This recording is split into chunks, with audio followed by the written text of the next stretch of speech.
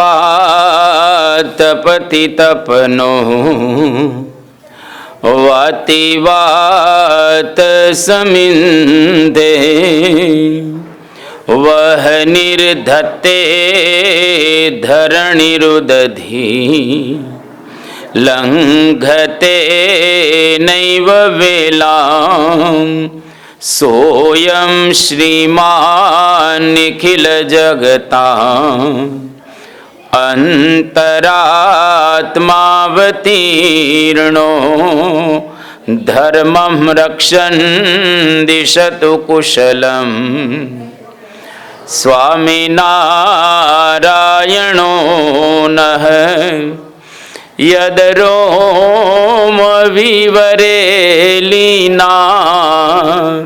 अंडानां कूटयः पृथक् तदक्षरं गुणातीतं गुणातीतं नमाम्यहम्। भगवते श्री स्वामिनारायणाय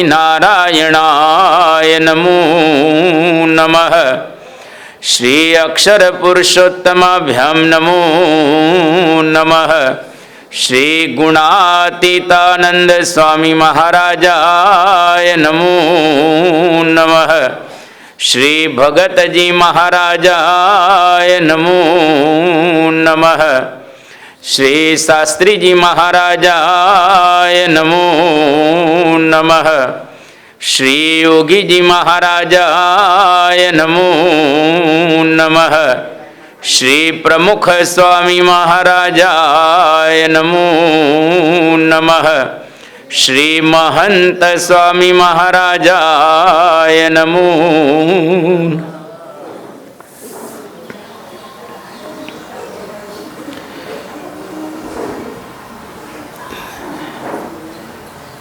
थोड़ा दिवसथी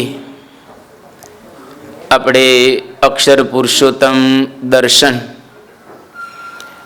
એની ઉપર સાંભળી રહેલા છીએ, તો આ વિષય દ્વારા આપણે આપણા જીવનની અંદર જે સાધના કરવાની છે અને સમજણ રાખવાની છે એને દ્રઢ કરી શકીશું,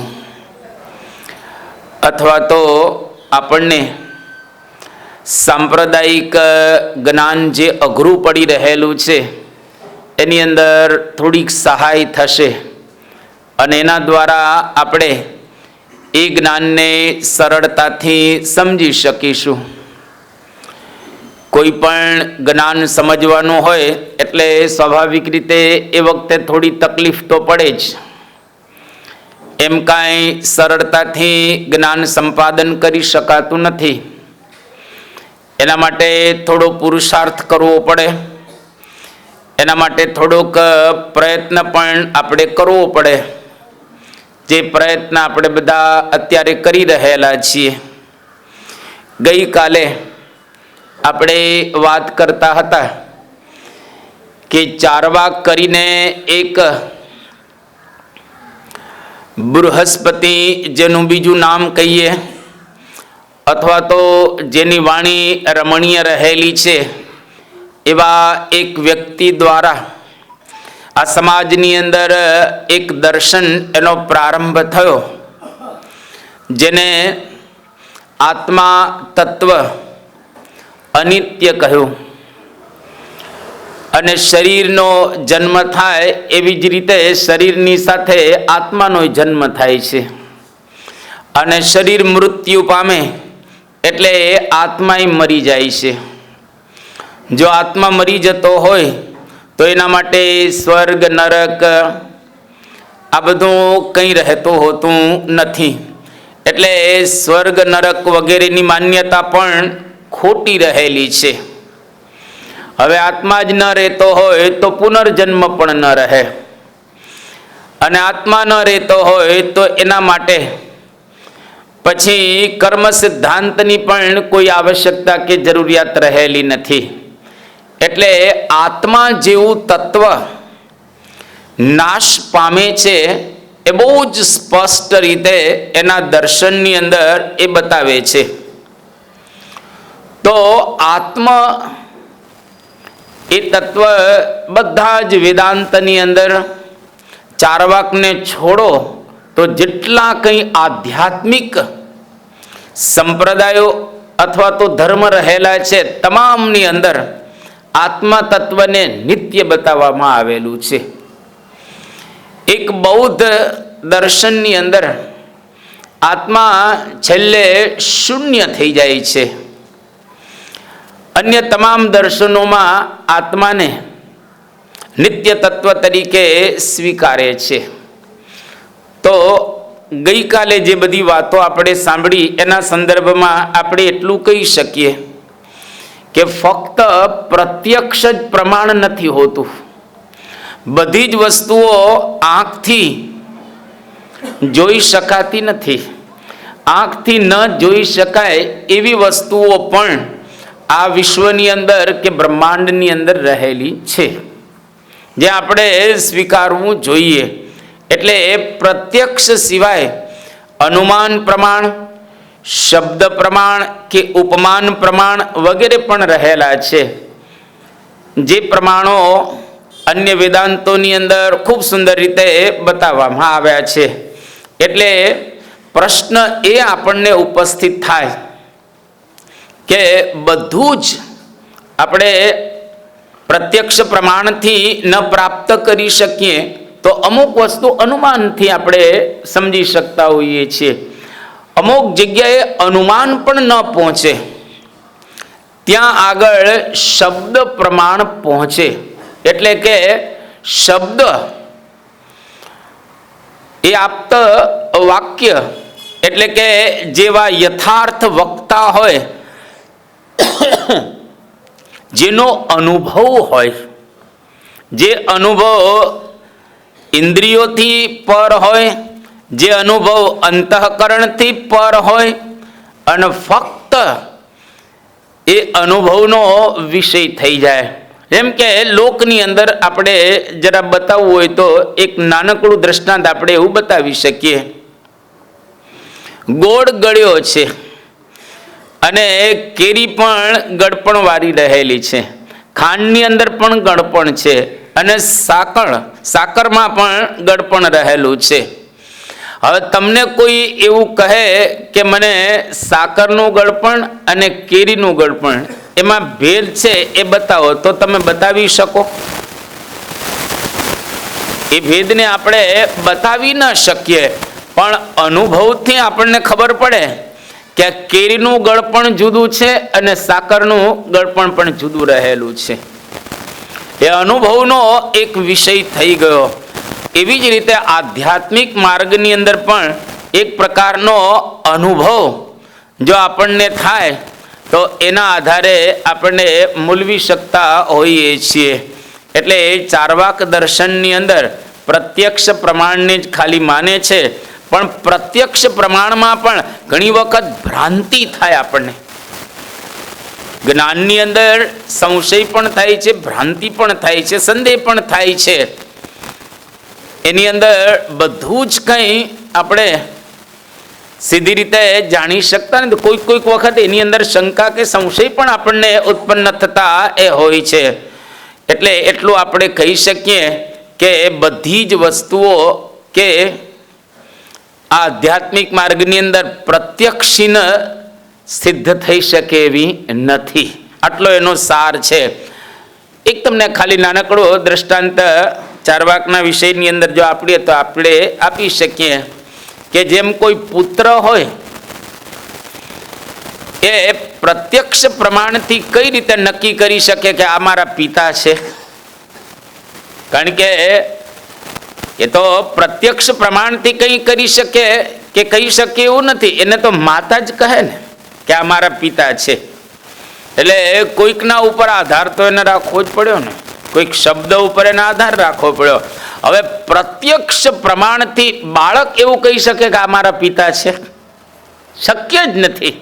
એ વ્યવહાર પણ એવો આપણને જોવા મળતો નથી. એટલે ટૂંકમાં કહીએ તો કેવળ પ્રત્યક્ષ પ્રમાણને માનવું એ યોગ્ય રહેલું નથી. એટલે આધુનિકો બધા જે વિજ્ઞાનથી જ માપ દંડ રાખી અને બધાને માપતા હોય છે એ બરાબર નથી. ટૂંકમાં વિજ્ઞાન ચોક્કસ સાચું છે, પણ અમુક સુધી જ એ પહોંચી શકે છે. અમુકથી પર એ વિજ્ઞાનની કોઈ ત્યાં આગળ ગતિ રહેલી નથી. ત્યાં આગળ અનુમાન પ્રમાણ અને શબ્દ પ્રમાણને માન્યા વિના છૂટકો નથી. ત્યાર પછી ચાર્વાકે એક બીજી વાત કરેલી હતી, જે આપણે ગઈકાલે ચર્ચી ચૂકેલા છીએ, કે વેદોને બનાવનારા ધૂર્ત છે, ભંડ છે, નિશાચર રહેલા છે. હવે વેદોની અંદર જે અર્થો બતાવવામાં આવ્યા છે એ કોઈને ન સમજાય એટલે આવું સ્ટેટમેન્ટ ન આપી શકાય. પરંતુ વેદોને બનાવનારા કોઈ નથી, કારણ કે વેદોની વાણી તો ભગવાનની વાણી રહેલી છે, જે ભગવાનની વાણીને સમજવી અઘરી રહેલી છે. અને વેદોનો સાક્ષાત્કાર ઋષિઓએ કરેલો છે. એટલે ઋષિઓને આર્ષ દ્રષ્ટા રહ બતાવવામાં આવેલા છે, એટલે કે દૂરનું જોઈ શકે. સામાન્ય માણસો દૂરનું જોઈ શકતા નથી. આ દિવાલની પેલી બાજુ શું છે આપણને ખબર નથી, પણ જેને એવું જ્ઞાન થઈ ગયેલું હોય, અનંત કરોડો બ્રહ્માંડોની અંદર જે કંઈ થાય છે એને હસતા મલકવત જોઈ શકે. હાથમાં જે રીતે આપણે આમલકમ એટલે કે આંબળું જે રીતે જોઈ શકીએ, એવી રીતે અનંત કરોડો બ્રહ્માંડોને એ જોઈ શકે. આવી પણ એક શક્તિ માણસની અંદર ઉત્પન્ન થઈ શકે, જો માણસ એ પોતાના જ્ઞાનનો વિસ્તાર કરે તો. એટલે વેદો પણ બરાબર છે અને એની અંદર જે લખેલું છે એ પણ બરાબર રહેલું છે, પણ એનો દુરુપયોગ કરનારા લોકો, એનો કદાચ દોષ હોઈ શકે. વચ્ચે જે ઇન્ટરપ્રિટેશન કરે એ કદાચ બરાબર ન કરે તો એનો દોષ ગણાય, પણ વેદોની વાણીનો દોષ રહેલો નથી. એટલે એનું કોઈ ખંડન વેદનું કરતા હોય, વૈદિક ધર્મોનું કરતા હોય તો એ લોકો બરાબર રહેલા નથી. એટલું આપણે સમજી રાખવું. બીજું, તલવારથી વિનાશ થાય છે આપણે જાણીએ છીએ, અને તલવારથી રક્ષા પણ થાય છે એ પણ આપણે જાણીએ છીએ. તો તલવારનો બનાવનારો, તલવારનો કે તલવારનો ઉપયોગ કરનારો કોનો વાંક સમજવાનો? ધારો કે કોઈક મારી નાખે તલવારથી ખોટી રીતે, તો તલવારનો વાંક નથી, તલવારનો બનાવનારનો પણ વાંક રહેલો નથી, પણ એનો જેને ઉપયોગ કર્યો ને એ ખરાબ રીતે ઉપયોગ એને કરેલો છે. જે રક્ષા માટે વપરાવું જોઈએ સાધન, એ વિનાશ માટે એને વાપર્યું.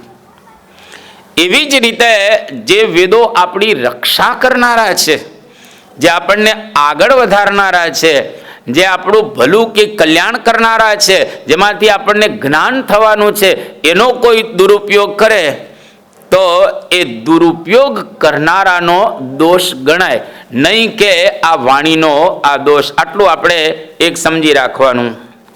હવે અહીંયા આપણે આગળ એટલી વાત કરી શકીએ કે ચૈતન્ય એ શરીરનો જો ગુણ હોય, આ ચાર્વાક દર્શન પ્રમાણે, તો જેમ શરીરના રૂપ રંગ દેખાય છે એમ ચૈતન્ય દેખાવો જોઈએ ને. પ્રત્યક્ષ પ્રમાણ ખાલી માનતા હોય ચાર્વાક તો, પણ આત્મા એના મતે દેખાતો નથી.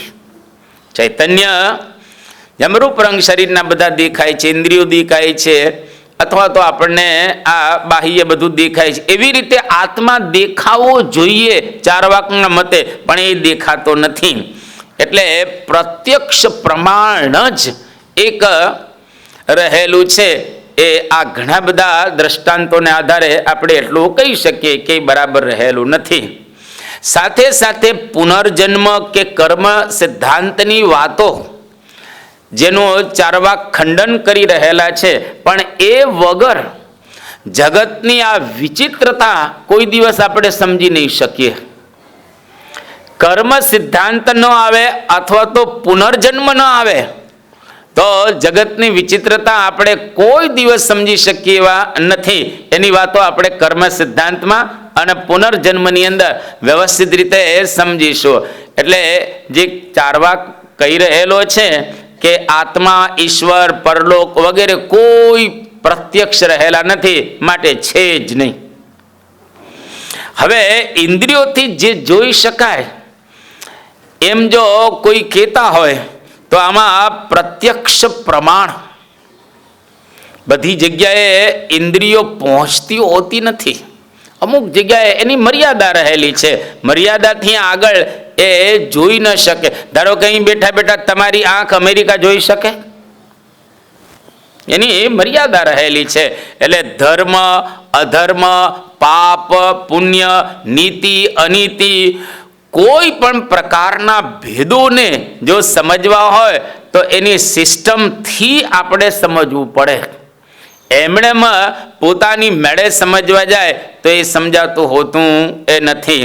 એટલા માટે આ બધા જ ના ભેદને આપણે ભવિષ્યની અંદર પણ સમજવાના છીએ.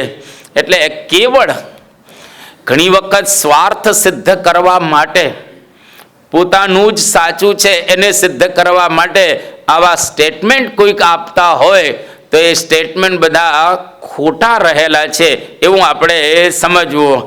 અહીંયા આગળ એક વાસ્તવિક દ્રષ્ટિએ જોવામાં આવે તો ચાર્વાકનો જે કંઈ સિદ્ધાંત છે એ સંપૂર્ણ ખોટો સિદ્ધાંત રહેલો છે. આટલું આપણે એક જાણી રાખો.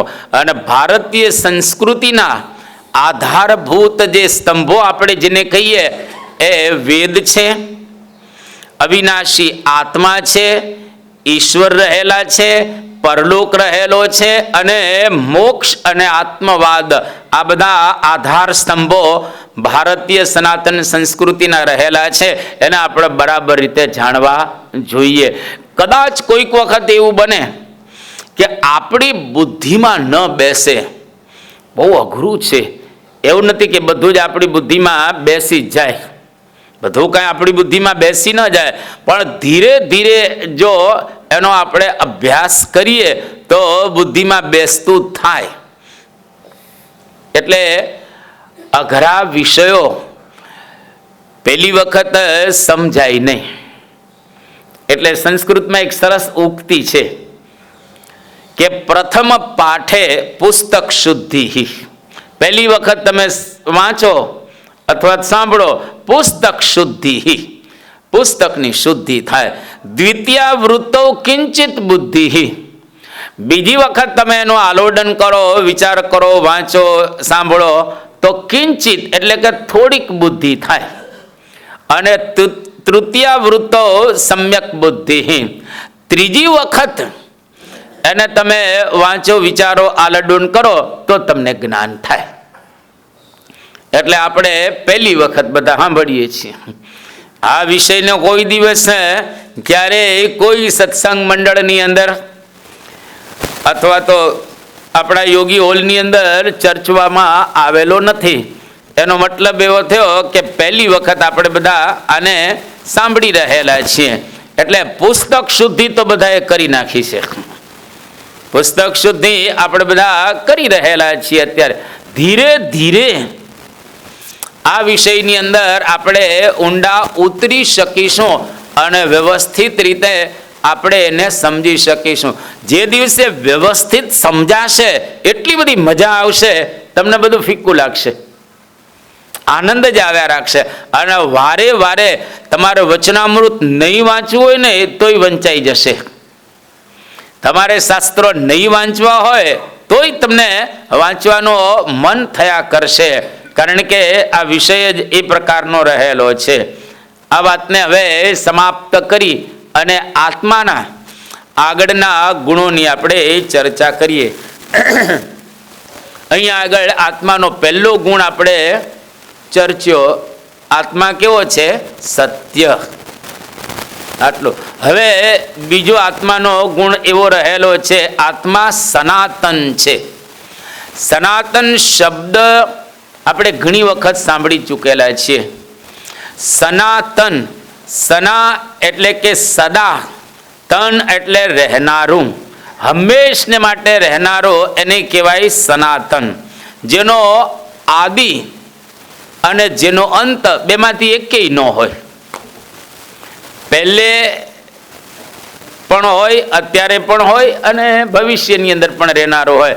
આદિ અંતથી જે રહિત હોય એને કહેવાય સનાતન. હંમેશને માટે ત્રિકાળની અંદર એ હોય ને હોય જ આ વસ્તુ એ સનાતન કહેવાય. એટલે આત્મા પહેલાંય હતો, અત્યારે પણ છે અને ભવિષ્યની અંદર પણ રહેવાનો છે. એ ઉત્પન્ન થતો નથી અને એનો વિનાશ પણ કોઈ દિવસ એ થતો નથી. એ સનાતન કહેવાય. એટલે સમય, સ્થાન અને પરિસ્થિતિથી જે વસ્તુ બદલાય નહીં એ વસ્તુને સનાતન વસ્તુ કહેવાય. બીજી વાત, સદાય એવું ને એવું જ રહે, જેમાં કોઈ વિકૃતિ ન આવે, એને પણ સનાતન વસ્તુ કહેવાય. જેમાં કોઈ વિકૃતિ ન, પોળું ન થાય અને સંકોચ અવસ્થાને પણ પ્રાપ્ત ન કરે, એને કહેવાય સનાતન વસ્તુ.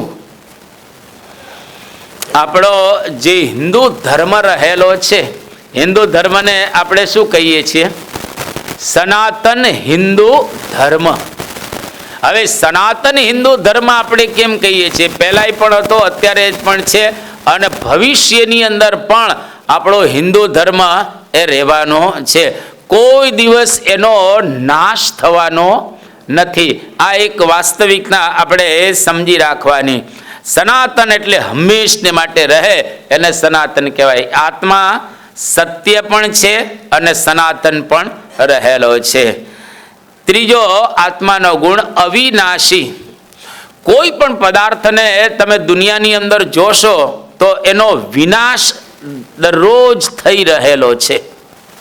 કોઈ પણ પદાર્થ એવું નથી કે જે એવું ને એવું જ રહે.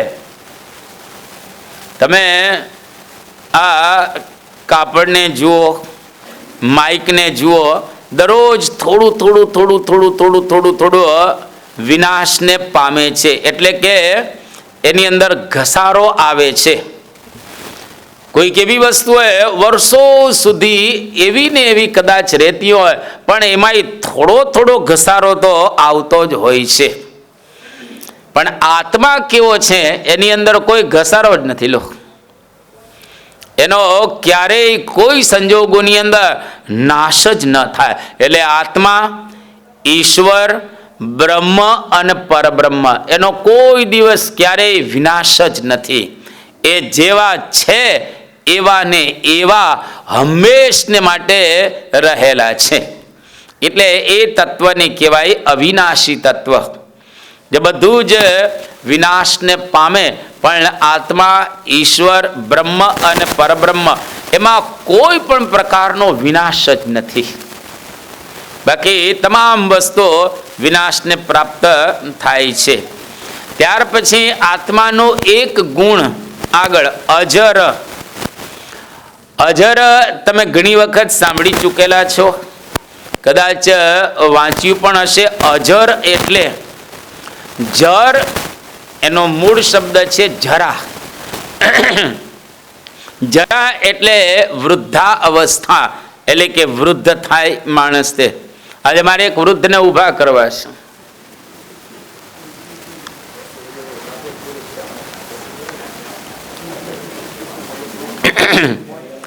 વૃદ્ધાવસ્થા આપણી અંદર જ્યારે આવે એટલે માણસની અંદર જે શરીરમાં થોડીક વિકૃતિઓ આવવાનો પ્રારંભ થાય. એટલે આજે આપણે એકને ઊભા કરી. કરશન કાકા ઊભા થાવ, તમે અહીંયા આવો. કરશન કાકા સાંભળાય છે ને તમને? આ બધાને મોઢું બતાવો છો. આ ભાઈ કરશન કાકા નથી, પણ નામ બીજું છે. કરશનભાઈ જ, અનિલભાઈ દવે નામ છે એનું. હવે આ તમે જુઓ, આમ અમે જો તમે મારા આમ આમ હવે આ તમે જો વાળ થોડા થઈ ગયા છે, કડચલીઓ પડી ગઈ છે અને આમાં હલે છે થોડા થોડા. હવે આમાં પહેલા જે હતા અનિલભાઈ એવા અત્યારે નથી. અને હજુ ધીરે ધીરે થવાનું જ છે. બેસી જાઓ. હજુ ધીરે ધીરે થવાનું જ છે. ધીરે ધીરે કરતા કરતા કરતા કરતા એક સમય એવો આવશે કે અનિલભાઈ લબડી જશે. સાવ લબડી જવાના છે, ફિક્સ જ છે. આમાં જેટલા બેઠા છે તમામ લબડી જવાના છે. એવું નથી કે આ અનિલભાઈ જ, બધાની પરિસ્થિતિ આવી થવાની જ છે. આમાં કોઈ બચવાનો નથી. સત્પુરુષ પણ આલોકની અંદર આવે છે ત્યારે આવા ભાવો આપણને બતાવે છે. આપણે પરમ પૂજ્ય પ્રમુખ સ્વામી મહારાજને જોયા હતા બધાએ. કેવા પાવરફુલ, આમ તમે જુઓ, જબરજસ્ત. જ્યારે વિચરણ કરતા હતા એ વખતે દરરોજના 2-3 ગામની અંદર ફરે, 122 કે 57 જેટલી પધરામણીઓ કરે અને આજુબાજુના બધા થાકી જાય, પણ બાપા થાકતા ન હતા. એ જ બાપા 95 વર્ષની ઉંમરે એને છડી હલાવવાની હોય તોય તકલીફ પડતી હતી. આપણે બધાએ જોયું છે ને સારંગપુરની અંદર. આપણે બાપાની સામે ઊભા રહીએ તો એ બાપાને નજીકથી નિહાળીએ. એ વખતે બાપાની પરિસ્થિતિ આપણે બધાએ જોયેલી છે. સત્પુરુષ પણ આવા દેહના ભાવોને અંગીકાર કરે છે. એ આપણને બતાવવા માટે કે દુનિયાનો દરેક માણસ વૃદ્ધ થાય જ. વૃદ્ધાવસ્થા આવે એટલે ચિંતા નહીં કરવાની. આપણો આત્મા વૃદ્ધ નથી થતો, પણ શરીર આપણું વૃદ્ધ થાય છે. આત્મા તો એવો ને એવો તાજો. જે વખતે આપણે બાળક હતા એ વખતે જેવો આત્મા તાજો છે એવો જ અત્યારે બધાનો આત્મા તાજો છે. જરાય ઓછો નથી. એવો ને એવો તાજો રહેલો છે આત્મા, પણ શરીર વૃદ્ધ થઈ ગયેલું દેખાય. માણસનો આત્મા વૃદ્ધ થાય છે ક્યારે? ગુણાતીતાનંદ સ્વામી એક વાતમાં કહ્યું છે, એને જ્ઞાન થાય તો. જ્યારે આપણને જ્ઞાન થાય તો આપણો આત્મા વૃદ્ધ બની જાય, એટલે કે પરિપક્વ અવસ્થાને પામે. વૃદ્ધ એટલે પરિપક્વ, જેને આપણે કહીએ.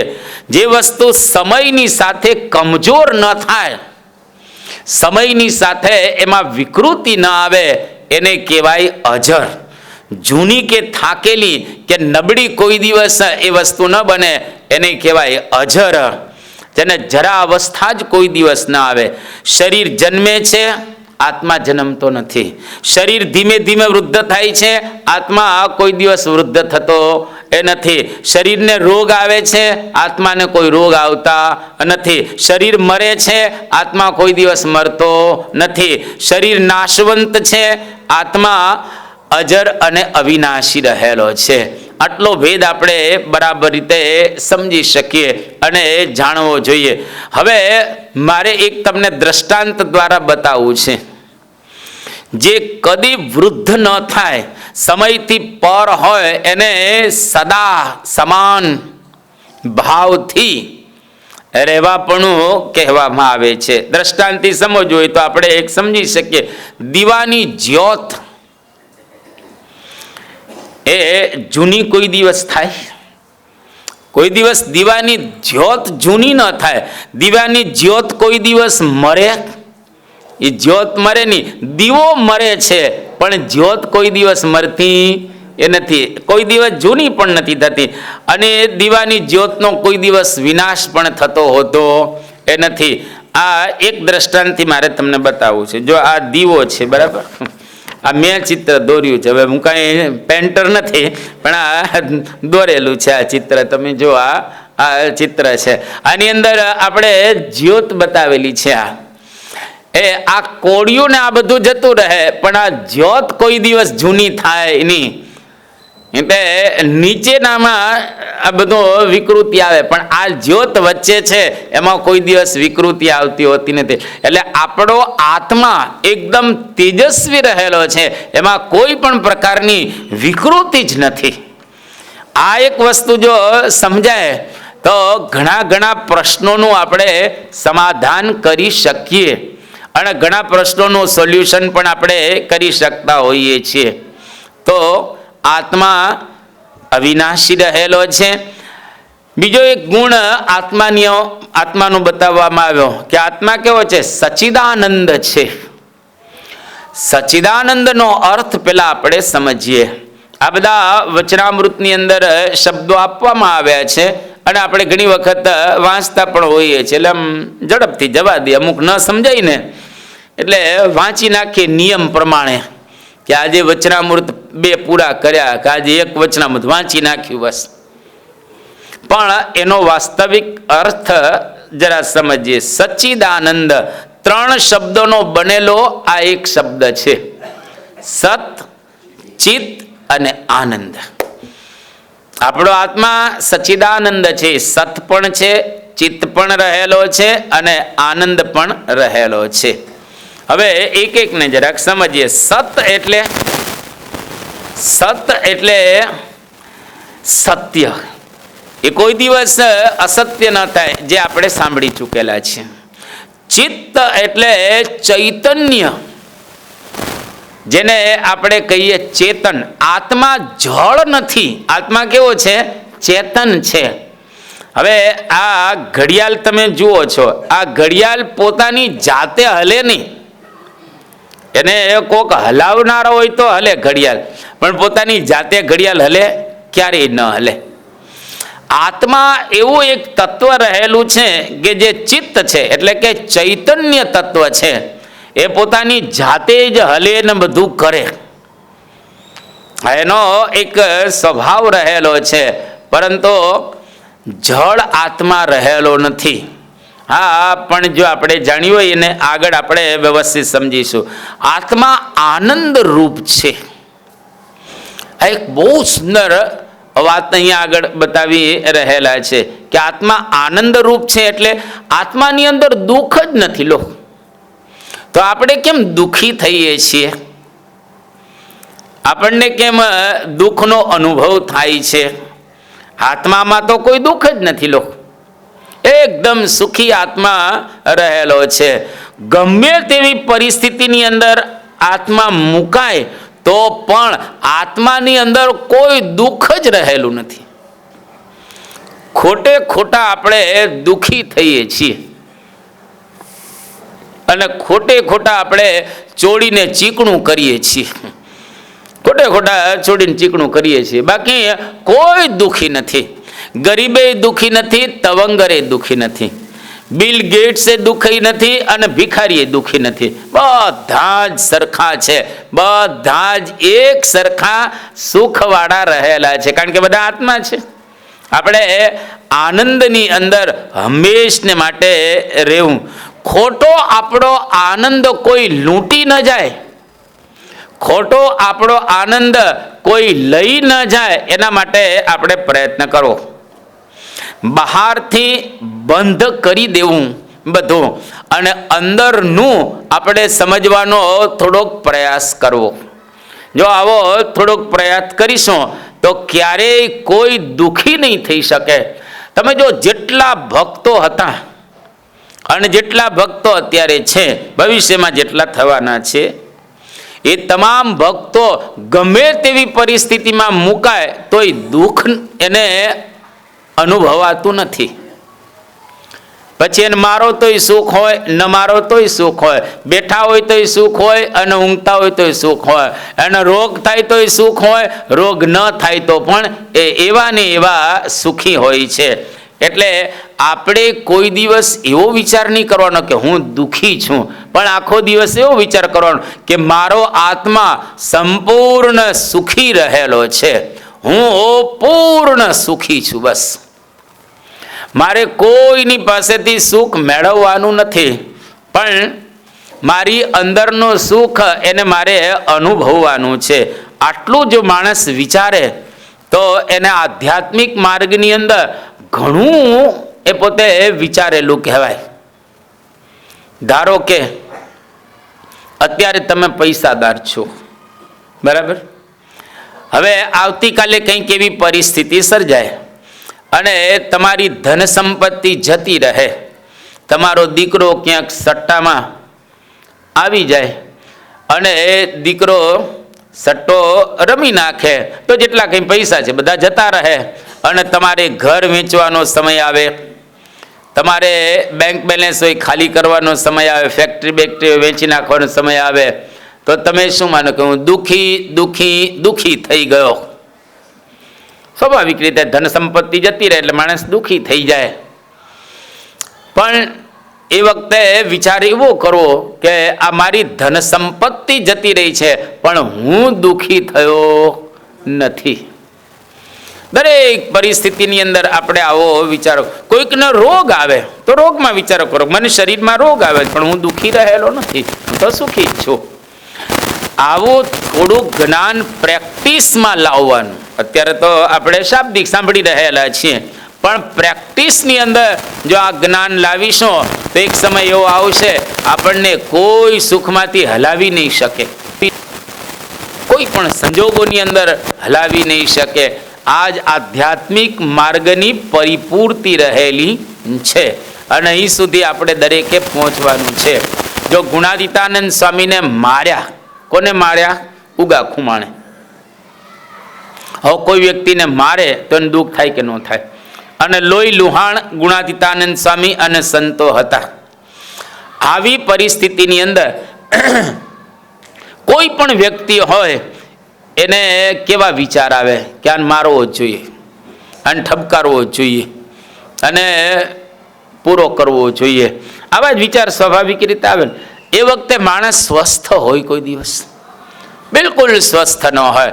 એ વખતે ગુણાતીતાનંદ સ્વામી સ્વસ્થ હતા એટલું જ નહીં, પરંતુ એના માટે પ્રાર્થના કરે છે. તમે સ્વસ્થ હો ને તો જ પ્રાર્થના થાય, નહીતર ક્યારેય ન થાય પ્રાર્થના, સાચી પ્રાર્થના ન થાય. અને ગુણાતીતાનંદ સ્વામી ત્યાં આગળ પ્રાર્થના કરી કે ભગવાન એને દીકરો આપે. યોગીજી મહારાજને કેરિયાની અંદર માર્યા. મારનાર સાધુ જ્યારે સારંગપુરની અંદર આવ્યો ત્યારે યોગીજી મહારાજ એને પ્રેમથી સાચવે છે. અને આપણે પ્રેમથી સાચવી શકીએ? મને કહો. લેશ માત્ર યોગીજી મહારાજના હૃદયની અંદર એના પ્રત્યે કુભાવ નથી, એવો ને એવો ભાવ આદર વગેરે રહેલો છે. હવે કોઈ તમને મારે એના વિશે તમને કોઈ દિવસ આદર ભાવ રહે ખરો? કોઈ દિવસ ન રહે. પરંતુ છતાંય યોગીજી મહારાજને એના વિશે આદર ભાવ રહ્યો. એનો મતલબ શું થયો કે યોગીજી મહારાજ પોતાનું સ્વરૂપ આત્મારૂપ માનતા હતા, એટલે એનો આનંદ બિલકુલ ઓછો થયો ન હતો.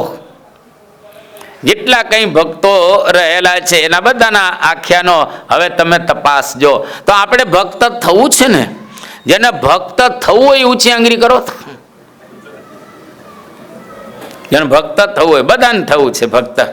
હવે ભક્ત થવું છે જોને કઠણ કામ, આ કાંઈ સહેલું કામ તો નથી, છે કઠણ કામ રહેલું છે. હવે કઠણ કામ હોય તો એના માટે થોડોક પુરુષાર્થ તો આપણે કરવો પડે ને. એટલે આપણે વાત કરતા હતા કે આત્મા કેવો છે? સત, ચિત્ત અને આનંદ રૂપ રહેલો છે. સત એટલે સત્ય, ચિત્ત એટલે ચૈતન્ય, જડ રહેલો નથી, અને આનંદ એટલે આપણે સુખી છીએ, આપણે કોઈ દુખી રહેલા નથી. એટલે મોજમાં રહેવું, મોજમાં રહેવું, આખો દિવસ મોજની અંદર એ આપણે રહેવું. દોકડાની ખોજમાં ન રહેવું, પણ મોજની અંદર આપણે રહેવું. દોકડા ચોક્કસ આપણને મળવાના છે, પણ એની ખોજમાં રહેવા કરતા મોજની અંદર જીવન છે પસાર કરવું. તમે જો નરસિંહ મહેતાની ખાલી એક કડી આપણે એ સાંભળીએ. નરસિંહ મહેતાએ શું કે ગરથ મારું ગોપી ચંદન, વળી તુલસી હેમનો હાર, સાચું નાણું તો મારે શામળો, મારી દોલતમાં ઝાંઝને પખવાજ રે શામળા ગિરધારી. જો આ કેટલું સરસ નરસિંહ મહેતા બોલે છે કે ગરથ મારું ગોપી ચંદન. ગોપી ચંદન એટલે તિલક કરીએ ને આપણે, ચંદન. ગરથ મારું ગોપી ચંદન, વળી તુલસી હેમનો હાર. હવે સોનાનો હાર પહેરો કે તુલસીનો હાર પહેરો, શું ફેર પડવાનો છે? ભલે ને સોનાનો ભાવ કેટલો છે અત્યારે? 1.5.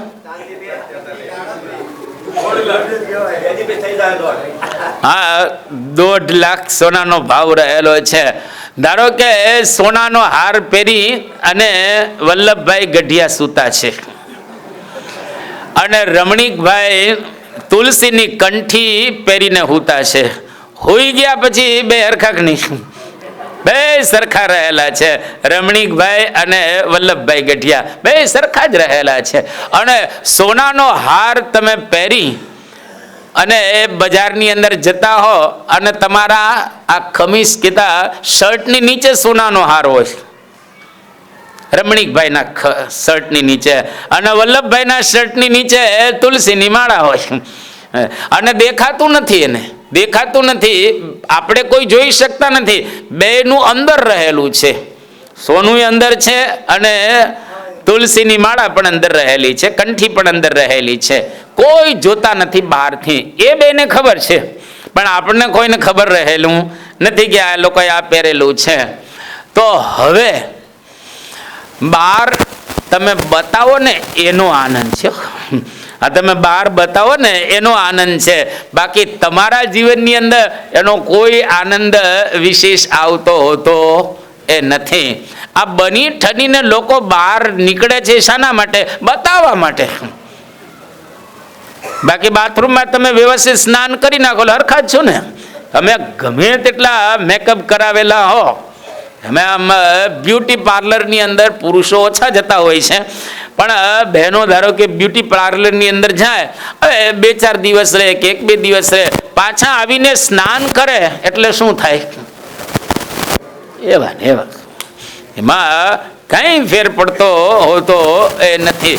એમાં કોઈ બ્યુટી ઉમેરાતી નથી, આવેલી જ દેખાય છે પણ ઉમેરાતી કોઈ નથી. ખાલી એમણે બહારથી આપણે લપેડા મારતા હોઈએ છીએ. એટલે આનંદ અંદરનો સચિત અને આનંદ આપણે અંદરનો અનુભવવો તો ખરેખર આપણે આપણા સ્વરૂપને બરાબર રીતે એ સમજ્યા એ કહેવાય. અહીંયા આગળ હવે આપણે જીવાત્મા જ્ઞાન સ્વરૂપ અને જ્ઞાનાશ્રય કેવી રીતે છે એને આપણે સમજવાનો થોડુંક પ્રયત્ન કરીએ. આ જીવનું સ્વરૂપ કેવું છે? તો 2 શબ્દો આજે તમે બરાબર રીતે સમજો. જીવ જ્ઞાન સ્વરૂપ પણ છે અને જ્ઞાનાશ્રય પણ રહેલો છે. આ એક નવું આપણે હવે શરૂ કરીએ છીએ. આમ બહુ સુંદર રીતે મહારાજે વચનામૃતની અંદર વાત કરી. કેટલા બધા વચનામૃતો તમે વાંચશો એટલે તમને આ સમજાશે. હવે આ 2 શબ્દ યાદ રાખજો. જીવ કેવો છે? જ્ઞાન સ્વરૂપ અને જ્ઞાનાશ્રય. ફરીથી બોલો, જીવ કેવો છે? જ્ઞાના સ્વરૂપ અને જ્ઞાનાશ્રય.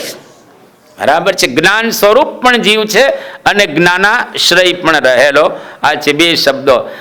જ્ઞાન એ જીવનું સ્વરૂપ છે.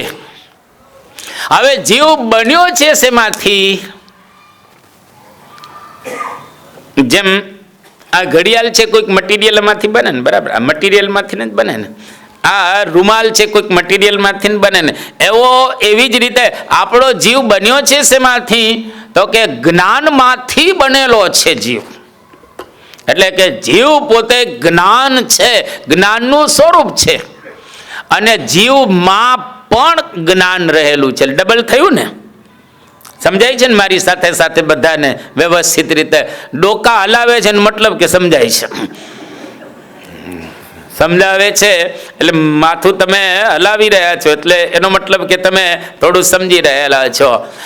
જીવ ઇટસેલ્ફ એટલે કે સ્વયં જીવ બનેલો છે જ્ઞાનમાંથી. બન્યો નથી, પણ આ તો સમજવા માટે. એ જીવનું સ્વરૂપ એ જ્ઞાન રહેલું છે અને જીવની અંદર જ્ઞાન નામનો ગુણ રહેલો પણ છે. મિલિનભાઈ આવો. તો આ 2 સામાન્ય રીતે જીવની અંદર આપણે બતાવવામાં આવે છે. એટલે આ બહુ જ આપણે જેને કહેવાય સાદી રીતે સમજાવી રહેલા છીએ અને સાદી રીતે આપણે સમજવાનો થોડો પ્રયત્ન પણ એ કરી રહેલા છીએ. તો શ્રીજી મહારાજે શિક્ષાપત્રીની અંદર અને વચનામૃતની અંદર બહુ સુંદર આ બેયનું નિરૂપણ કર્યું છે. હવે પેલા શિક્ષાપત્રીનો શ્લોક આપણે સાંભળીએ. વૃત્સ્થોણુ સૂક્ષ્મ ચિદ્રૂપો જ્ઞાતા વ્યાપ્યાખિલામ તનુમ જ્ઞાન શક્ત્યા સ્થિતો જીવો જ્ઞેયોચ્છેદ્યાદિ લક્ષણ. આ 105મો શિક્ષાપત્રીનો શ્લોક રહેલો છે. એની અંદર શ્રીજી મહારાજ બે શબ્દ વાપરે છે જે આપણે અહીંયા આગળ હમણાં સાંભળી ચૂક્યા. જ્ઞાન સ્વરૂપ અને જ્ઞાનાશ્રય. બરાબર. હવે એમાં પહેલો શબ્દ મહારાજ વાપરે છે વૃત્ત, એટલે કે હૃદયમાં જીવાત્મા રહ્યો છે. પછી અણુ છે, સૂક્ષ્મ અણુ જેવો છે ચિત્ત. આ ચિત્ત જે શબ્દ વાપર્યો ને, ચિત્ત રૂપ ચૈતન્ય રૂપ.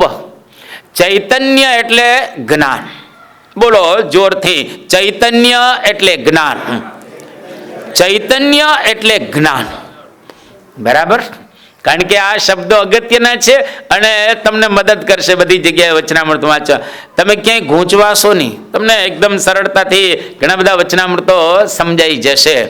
ચૈતન્ય એટલે જ્ઞાન અને ચૈતન્ય રૂપ એટલે જ્ઞાન સ્વરૂપ. સીધું આપણે સમજી શકીએ છીએ. અહીંયા આગળ ચિત્ત શબ્દ વાપરીને મહારાજે જીવાત્માને જ્ઞાન સ્વરૂપ કહ્યો. હવે બીજો શબ્દ વાપરે છે જ્ઞાતા. જ્ઞાતા એટલે જાણનારો. એટલે કે જીવની અંદર જ્ઞાન નામનો એક ગુણ પણ રહેલો છે. જીવમાં જ્ઞાન નામનો ગુણ પણ છે અને જીવ પોતે પણ જ્ઞાન સ્વરૂપ રહેલો છે. આટલો બરાબર રીતે તમે સમજ્યા. જ્ઞાતાનો અર્થ જો સંસ્કૃતની રીતે આપણે સમજીએ તો જ્ઞાતૃત્વ ધર્મવાળો. જ્ઞાતૃત્વ ધર્મવાળો અર્થાત જ્ઞાન ગુણાશ્રય એને કહેવામાં આવે છે.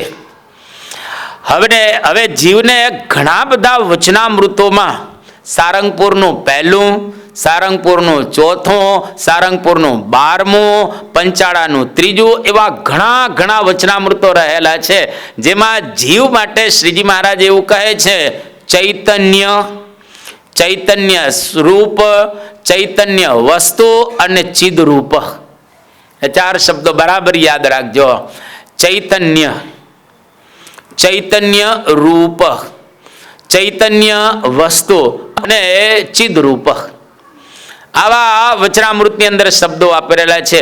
આવા શબ્દો વચનામૃતમાં જ્યાં જ્યાં વપરાયેલા હોય સમજવો કે જીવના જ્ઞાન સ્વરૂપનો નિર્દેશ કરી રહેલા છે.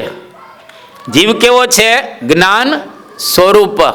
બરાબર. કોઈક જગ્યાએ વચનામૃતમાં ચૈતન્ય શબ્દ વપરાયેલો હોય, ક્યારેક ચૈતન્ય રૂપ વપરાયેલો હોય, ક્યારેક ચૈતન્ય વસ્તુ વપરાયેલો હોય, ક્યારેક ચિદરૂપ શબ્દ એ વપરાયેલો હોય. તો એવું આપણે સમજવાનું કે આ જીવને જ્ઞાન સ્વરૂપ ત્યાં આગળ કહેલો છે. એનો એ પ્રમાણે નિર્દેશ આપવામાં આવેલો છે. હવે ચૈતન્ય ગુણ યુક્ત હોય એના માટે ચેતન શબ્દ વચનામૃતની અંદર વપરાયેલો છે. પંચાળાનું 3જું અને લોયાનું 10મું વચનામૃત. આ 2 વચનામૃત, આમ ઘણા બીજા વચનામૃત છે. એની અંદર જીવને ચેતન કયો છે. ચેતન અર્થાત જ્ઞાન ગુણ વાળો, જ્ઞાનાશ્રય. એવી રીતે એને આપણે સમજવાનું કે જીવની અંદર ચૈતન્ય એટલે જ્ઞાન અને એ ચેતન એટલે જ્ઞાન ગુણ વાળો જીવાત્મા રહેલો છે. જીવનું સ્વરૂપે જ્ઞાન છે અને જીવમાં પણ જ્ઞાન રહેલું છે. બસ આટલો આના સાર રૂપે આપણે કહી શકીએ. હવે એક વેદાંતની હું તમને થોડી વાત કરું જેનું નામ છે રામાનુજ વેદાંત અથવા તો વિશિષ્ટાદ્વૈત વેદાંત. મહારાજ ક્યાંય વચનામૃતની અંદર આ પ્રમાણે ઉલ્લેખ નથી કરતા, પણ રામાનુજ વેદાંતની અંદર આ વાત બતાવવામાં આવેલી છે. જીવાત્મા માટે રામાનુજ વેદાંતની અંદર ધર્મીભૂત જ્ઞાન શબ્દ વપરાયેલો છે, યાદ રાખજો, ધર્મીભૂત જ્ઞાન. અને જીવની અંદર જે જ્ઞાન રહેલું છે એના માટે રામાનુજ વેદાંતની અંદર ધર્મભૂત જ્ઞાન આવો શબ્દ વપરાયેલો છે. હું બોલાવું એમ જોરથી બોલજો, ધર્મીભૂત જ્ઞાન. ધર્મીભૂત જ્ઞાન. બરાબર. એ શબ્દ આત્મા માટે વપરાયેલો છે અને આત્માની અંદર જે જ્ઞાન રહેલું છે એના માટે ધર્મભૂત જ્ઞાન. બોલો જોરથી, ધર્મભૂત. ધર્મભૂત. બરાબર, એકદમ સમજી ગયા તમે. ધર્મીભૂત જ્ઞાન એટલે આપણો જીવાત્મા જે જ્ઞાન સ્વરૂપ છે એના માટે વપરાયું છે. ધર્મભૂત જ્ઞાન એટલે જીવની અંદર જે જ્ઞાન રહેલું છે એના માટે આ શબ્દ રામાનુજ વેદાંતની અંદર વપરાયેલો છે. મહારાજે કોઈ વચનામૃતની અંદર આવી રીતે સ્પષ્ટતા કરેલી નથી, પણ જ્યાં જ્યાં જ્ઞાતા શબ્દ વપરાયેલો હોય, ચેતન શબ્દ વપરાયેલો હોય, ત્યાં એવું આપણે સમજવાનું કે જીવની અંદર જ્ઞાન રહેલું છે. જ્ઞાનાશ્રય જીવ બતાવવામાં આવેલો છે. મારા ખ્યાલથી લગભગ ઘણું બધું આના દ્વારા તમને સ્પષ્ટ હવે થઈ ગયું હશે. એટલે કોઈ પૂછે ને કે જીવ કેવો છે, તો કે જ્ઞાન છે, જ્ઞાન સ્વરૂપ જીવ રહેલો છે. અને કહે કે બીજું તો કે એની અંદર બીજું એક જ્ઞાન પણ રહેલું છે. હવે આટલી વાત કરી અને હવે મહારાજનો મારે ફકરો વાંચવો છે. અંત્યનું 4થું વચનામૃત અને મધ્યનું 34મું વચનામૃત, આ બેયની અંદર લગભગ સરખી વાત બતાવવામાં આવી છે.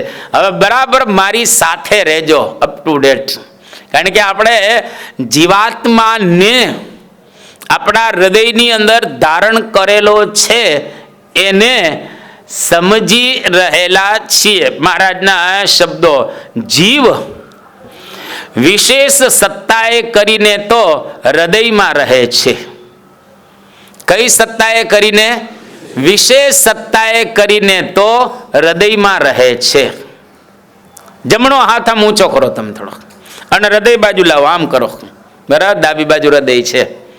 એટલે કે જીવાત્મા વિશેષ સત્તાએ કરીને તો હૃદયમાં રહે છે. બરાબર છે.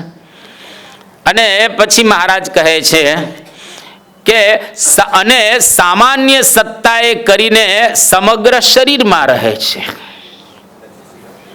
બે શબ્દ બહુ સુંદર રીતે મહારાજે વાપરા. મહારાજ ભગવાન છે. ભગવાન બોલે એની વાણી કોઈ સામાન્ય તો હોય નહીં. અને સામે બેઠા છે નિત્યાનંદ સ્વામી, શુકાનંદ સ્વામી, મુક્તાનંદ સ્વામી અને ગોપાળાનંદ સ્વામી. એકદમ જોરદાર પાવરફુલ શાસ્ત્રો જ્ઞાન ધરાવનારા બેઠા છે. એમને એમ કઈ સ્વીકારી ન લે. નિત્યાનંદ સ્વામી, શુકાનંદ સ્વામી, ગોપાળાનંદ સ્વામી કે મુક્તાનંદ સ્વામી બિલકુલ એમને ન સ્વીકારે. કારણ કે એ એટલા જ પાવરફુલ હતા. પાછા સાધના વાળા તો હતા જ, પણ નોલેજેબલ પણ હતા એટલા, અને એકદમ પાવરફુલ હતા. અને છતાંય એની વચ્ચે શ્રીજી મહારાજ આવા શબ્દો વાપરે છે. એટલે એનો મતલબ શું થયો કે મહારાજ કેવા પાવરફુલ હશે અને આવા બધાને નચાવી શકે એ કેટલી એક મહાન હસ્તી શ્રીજી મહારાજ હશે લૌકિક દ્રષ્ટિએ આપણે એ કહીએ તો. એટલે જીવ હૃદયની અંદર વિશેષ સત્તાએ કરીને રહેલો છે. બરાબર છે. અને સામાન્ય સત્તાએ કરીને સમગ્ર શરીરની અંદર રહેલો છે. બે સત્તા, એક વિશેષ સત્તા અને બીજી સામાન્ય સત્તા. બરાબર છે. એકદમ મારી સાથે જ બધા રહેલા છો. અને સામાન્ય સત્તા દ્વારા જીવના જ્ઞાનરૂપ ગુણ, જેને બીજા શબ્દોમાં જ્ઞાન શક્તિ કહેવાય, અર્થાત ધર્મભૂત જ્ઞાનનો અહીંયા આગળ શ્રીજી મહારાજ નિર્દેશ કરી રહેલા છે. જ્ઞાન સત્તા એટલે કે જીવાત્માની અંદર રહેલું જ્ઞાન, એના દ્વારા આખા શરીરની અંદર જીવાત્મા વ્યાપ્ત છે. કોના દ્વારા? જ્ઞાન દ્વારા. જે સામાન્ય સત્તા દ્વારા, વિશેષ સત્તા દ્વારા તો આત્મા હૃદયની અંદર બેઠેલો છે. હવે જીવ પોતે ઇટસેલ્ફ કેવો છે? અણુ પરિમાણ. જીવ તો અણુ પરિમાણ છે, આપણે સાંભળી ચૂકેલા છીએ. અને વિશેષ વાત આપણે આગળ થોડીક સાંભળવાના પણ છીએ. હવે જીવ અણુ પરિમાણ હોવાથી સ્વરૂપતઃ એટલે કે મૂળભૂત જીવાત્મા હૃદયમાં રહે છે, પરંતુ પોતાની જ્ઞાન રૂપ જે સત્તા દ્વારા સમગ્ર શરીરની અંદર વ્યાપ્ત જીવાત્મા રહેલો છે. એટલે કે દ્રષ્ટાંત દ્વારા હવે આપણે એને સમજવાનો થોડોક પ્રયત્ન ચોક્કસ કરીશું, અને એના માટે હું લાવેલો છું. એક પહેલા આપણે સાંભળી લઈએ અને થોડુંક દ્રષ્ટાંત છે એને આપણે કહીએ કે જે મંદિર હોય, અત્યારે આપણે આ હોલમાં બેઠા છે, મંદિરને વિશે એક સ્થળની અંદર દીવો કર્યો હોય, દીવો તો તમે દીવો મૂક્યો હોય. હવે દીવાની જે અગ્નિની જ્યોત છે એ વિશેષ સત્તાએ કરીને આ જ્યોત છે, અને સામાન્ય સત્તાએ કરી અને આખા રૂમની અંદર એ જ્યોત પ્રસરી રહેલી છે, સામાન્ય સત્તાએ કરીને. હવે મારે તમને પુનઃ બતાવવું છે આ, બરાબર? એક વખત તમે બતાવો. આ ચિત્ર સામે જોતા નહીં, મેં આ કરેલું છે, એટલે હું કઈ ચિત્રકાર એવો રહેલો એ નથી, બરાબર? હવે આ જે આ દીવો રહેલો છે, દીવાની જ્યોત કહેવાય. આ દીવો છે, બરાબર છે? દેખાય છે તમને છેલ્લે? ઓકે. હવે આને બરાબર સમજ. આપણે જીવને સમજી રહેલા છીએ, બે સત્તાને સમજીએ છીએ આપણે, વિશેષ સત્તા અને સામાન્ય સત્તા, બરાબર છે? વિશેષ સત્તાએ કરીને જીવાત્મા હૃદયની અંદર રહેલો છે, અને સામાન્ય સત્તાએ કરીને આખા શરીરની અંદર જીવાત્મા રહેલો છે. હવે આને બરાબર સમજીએ. જો આ જ્યોત છે, બરાબર?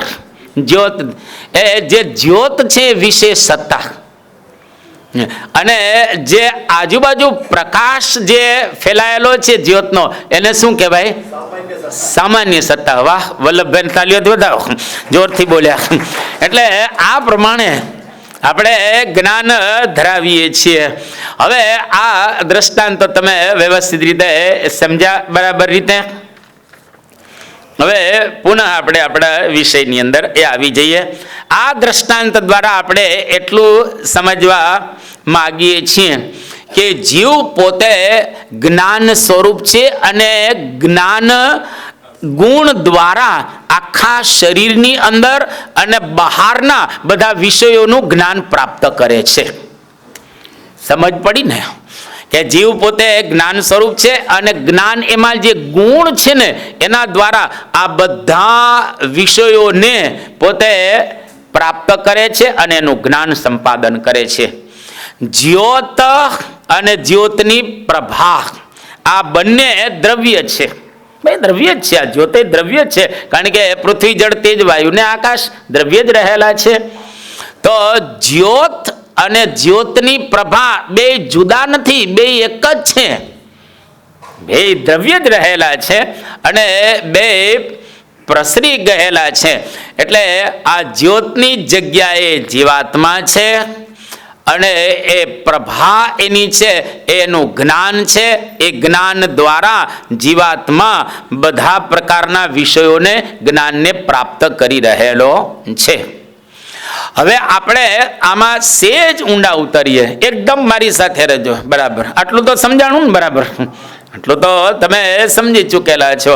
હવે અંધારામાં આપણે દીવો કર્યો હોય, અંધારામાં દીવો આપણે કરેલો હોય, અને તમે દીવો પ્રગટાવો ત્યારે દીવાની જે જ્યોત છે અને જ્યોતની આજુબાજુ રહેલો ઓરડામાં વિસ્તરેલો જે પ્રકાશ છે, આ બંને કેવા કહેવાય? સ્વયં પ્રકાશ કહેવાય. જ્યોત અને જ્યોતમાંથી જે પ્રભા એટલે કે જે પ્રકાશ, એ બંને કેવા કહેવાય? સ્વયં પ્રકાશ. હવે આ બેને જોવા માટે બીજા પ્રકાશની જરૂર પડે?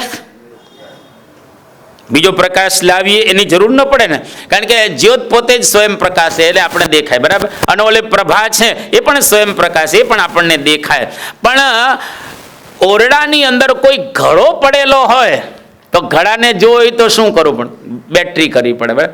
પ્રકાશને જોવા માટે બીજા પ્રકાશની જરૂર નથી, જ્યોતને જોવા માટે બીજા જ્યોતની જરૂરિયાત રહેલી નથી. એ બંને કેવા કહેવાય? સ્વયં પ્રકાશ. આપણો જીવાત્મા કેવો છે? જોરથી બોલો તો જીવાત્મા કેવો છે? સ્વયં પ્રકાશ રહેલો છે.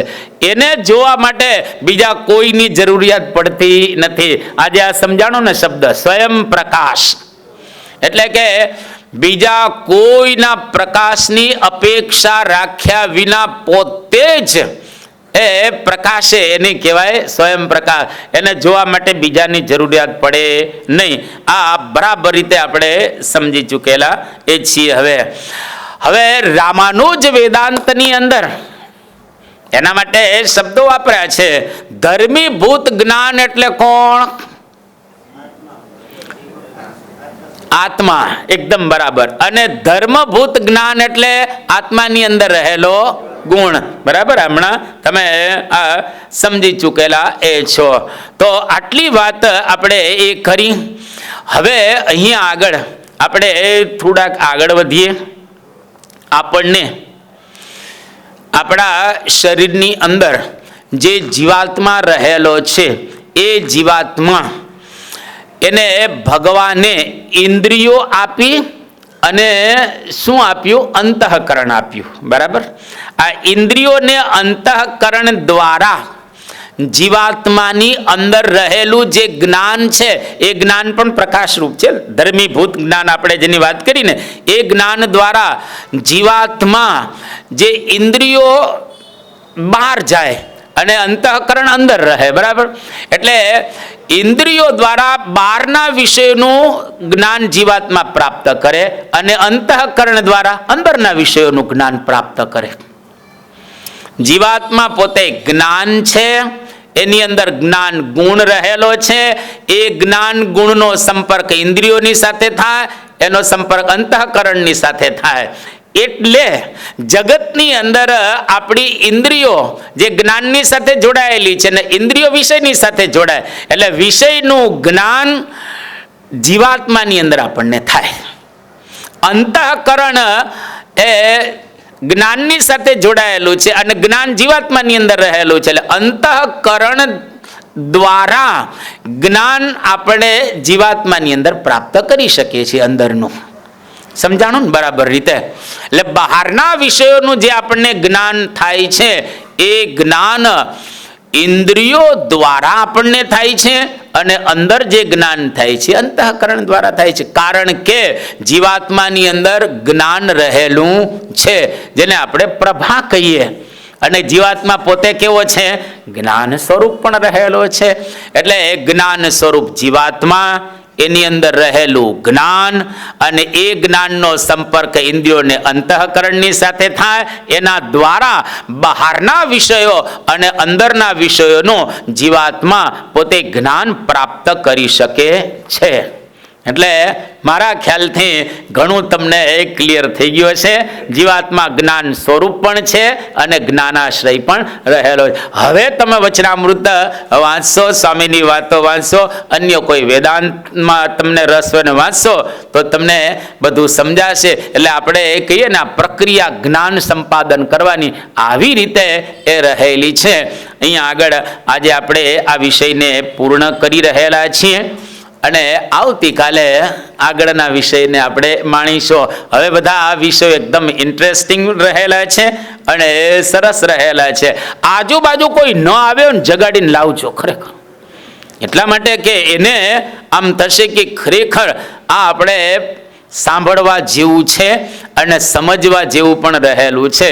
એટલે બધા થોડું પ્રયત્ન કરી અને આજુબાજુના લોકોને જગાડી અને અહીંયા આગળ આપણે જાગીએ અને આજુબાજુના લોકોને જગાડી અને જો આપણે એમને આ જ્ઞાન અપાવીશું તો ખરેખર આપણું પણ દ્રઢ થશે. અહીંયા આગળ આજની કથાને આપણે પૂર્ણ કરીએ છીએ. શ્રી સ્વામિનારાયણ ભગવાનની ગુણાતીતમ ગુરુમ બ્રહ્મરૂપમ નિજાત્મન વિભાવ્ય દાસ ભાવેન સ્વામિનારાયણં ભજે શ્રી હરિમ સર્વદેવેશ્વરં ભક્તિધર્માત્મજં દિવ્યરૂપં પરમ શાંતિદં મુક્તિદં કારણમ સ્વામિનારાયણમ નીલકંઠમ ભજે શ્રીહરિમ.